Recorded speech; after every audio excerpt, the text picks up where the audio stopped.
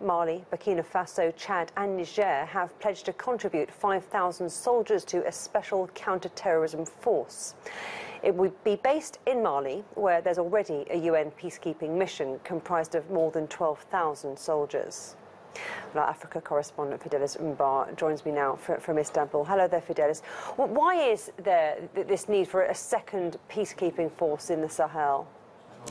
The UN has about more than 12,000 troops in Mali, but their mandate is limited because all they do for now is more like protect civilians and just try to maintain law and order, especially in the cities like Bamako. But in this case, France is advocating for the 5 countries, so-called G5, to be able to deploy troops to areas that they've identified, the cell groups of militant groups that are aligned to Daesh and Al-Qaeda. So with this, they will be more aggressive in terms of tackling terrorists who have been roaming around the vast area of the Sahel region. You're talking about some increased hotspots, military attacks around the region. Who's responsible for those?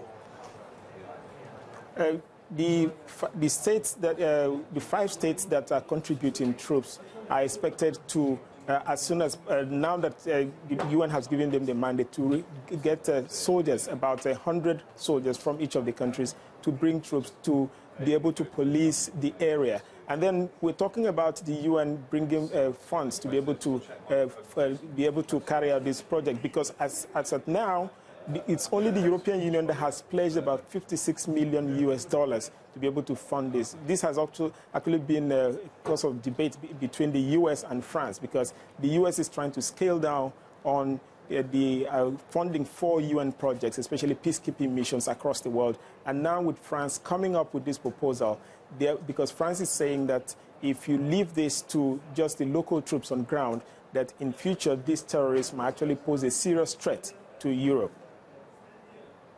It's all very well, though, promising reinforcements, but it's going to be expensive. And there have been those initial disagreements between the US and France, haven't there, over funding of the new counter-terrorism force. So talk us through a little bit more detail about that sticking point about funding. The UN is already, the US is already complaining about funding the UN missions across the world, and they feel that they shouldn't be spending so much money. And in this case, the area we're talking about consists mostly of the colonies of France. So they feel that France is just pushing that mainly because of their own agenda. And they feel that they should not be involved in terms of bringing out funds to a project that they are not actually committed to. And the countries that are contributing troops in this case are countries that don't even have the funding to be able to maintain these troops. We're talking about Chad, we're talking about Niger, Mauritania, bringing troops. But in this case, they don't even have the necessary funds to be able to maintain their military locally.